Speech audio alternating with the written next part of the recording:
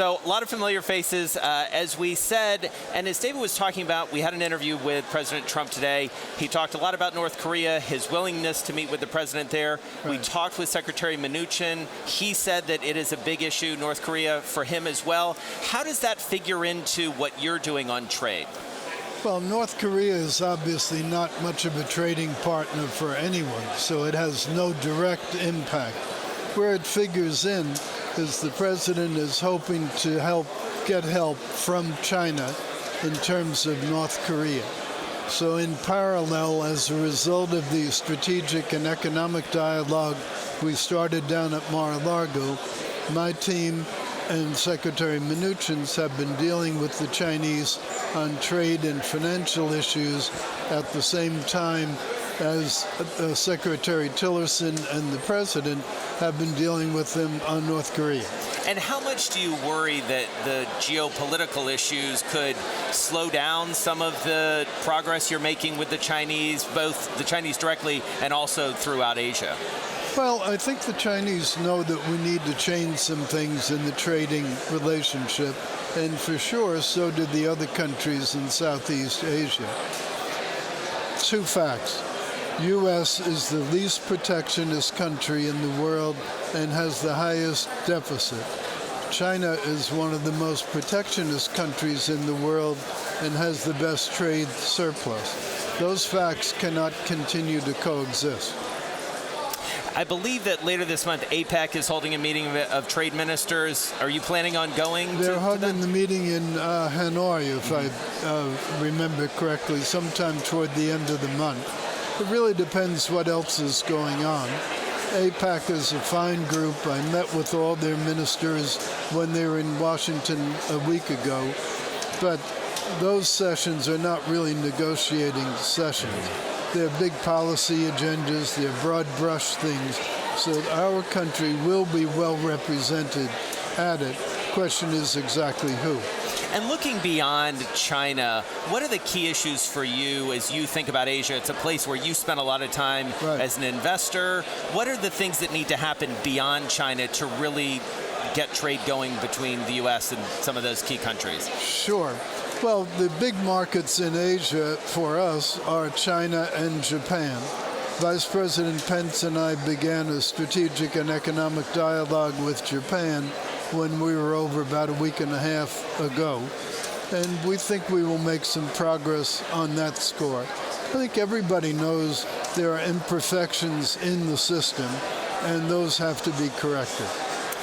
Coming closer to home here, give us an update on where you are thinking about Nafta, how you're thinking about Nafta right now. Well, it really hasn't changed from before. Nafta is an old agreement. It's an obsolete agreement. It does not reflect the current status of either the Mexican economy or the American or the Canadian. So at a minimum, it needs updating. Second, it has a particular problem with the rules of origin, namely how much of what material can be brought in from outside NAFTA and yet get the tariff benefits of NAFTA. In automotive, for example, they did it part by part, and some of those parts aren't even used in cars anymore because technology has changed. So there are a lot of changes like that that are needed. A lot of things that weren't even thought about. Digital economy, not really dealt with. Services economy, not really dealt with very much.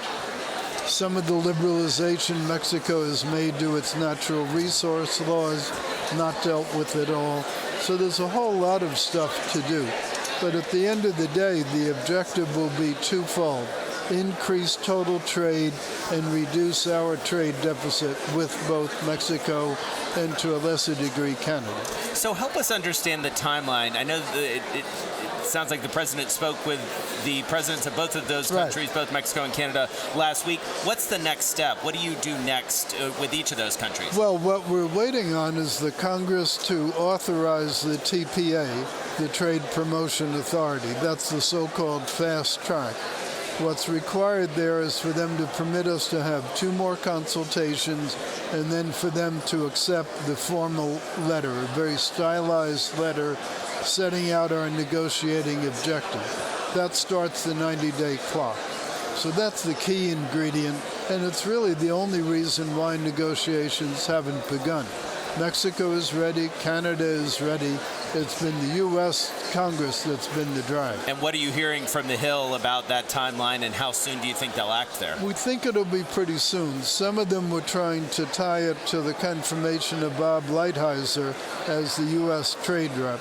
He was reported out of committee the end of last week. There's no real reason he couldn't be voted on very quickly. And while I think that's just an excuse, if he did get confirmed very quickly, that should take care of that. There was obviously a lot of talk last week about pulling out of NAFTA altogether, ditching it altogether versus renegotiating.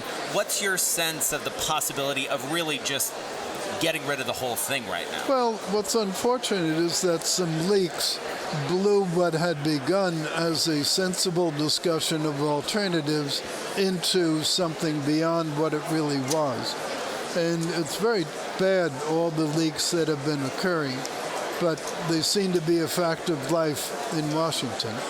People have told me there is no such thing as an off-the-record conversation. But the fact remains, the president has made the decision to try to negotiate NAFTA all over again. He's also made clear that if we can't do that, his inclination would be to withdraw. One of the things that investors are especially interested in, it seems, is infrastructure and manufacturing to a large extent. And a big piece of that, you've said, are the regulations and really the regulatory burden that a lot of people feel on moving toward that. How much progress are you making toward that effort to get things going in that regard? Well, the president tasked the Department of Commerce with polling manufacturing industries to find out what permitting rules and regulatory problems concern them the most. We've now been analyzing the results that came from that, and very shortly we'll be submitting our report to the president with our recommendations what to do. Quite separately, the infrastructure sales study team has been working on the ones just peculiar to infrastructure. And the problems there are several. One is the way the rules are enforced. Two is the complexity of the process, state, local, federal, more than a dozen federal agencies alone. And often the federal and the state have a little bit different objectives. So it takes a ridiculous amount of time to get a program approved. 8 years, 10 years. That's not the way that you do infrastructure. China built 20 brand new airports last year. We haven't built an airport in 20 years. That's not the right way to be the United States of America. One of the most recent actions coming out of your department was some investigations into the aluminum industry and the steel industry around dumping as it relates to national security. Yes. Are there other pieces, are there other sectors, and I'm thinking about semiconductors and other pieces of technology, which you may be investigating in the future as part of that? We're looking at all the big sectors because the national security interests are real. They are being threatened. You can argue that the real reason we won World War II was American industry, even more than the valiant men and women who were fighting. And with the Army, the Navy, and the Air Force at record low capital expenditures and low population, obviously the military budget is going up, even in a peacetime environment, let alone if we get into some sort of a horrible conflagration. So we need to be very mindful of the defense interest. And while it may sound like a small portion of steel or aluminum, fact is there are only 2 aluminum smelters in this country that are fully operational. Only 1 company in this country that makes the high-quality aluminum you need for aerospace applications.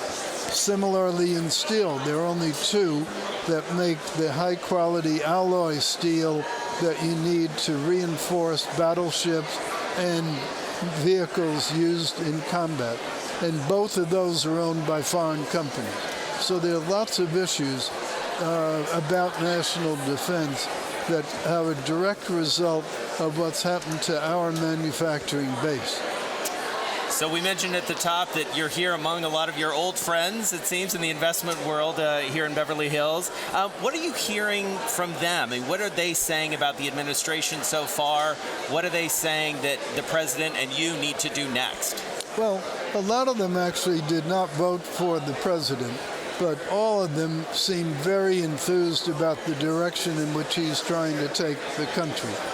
Some of them are very frustrated, as we are, by the slow walking that we've been getting in the Congress.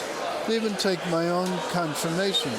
I was reported out of the committee with a unanimous vote, and I ended up getting 72 votes in the Senate. So it was obviously not controversial, but they delayed it 2 months. That's 2 months longer for us to fix the trade arrangement. That's sad.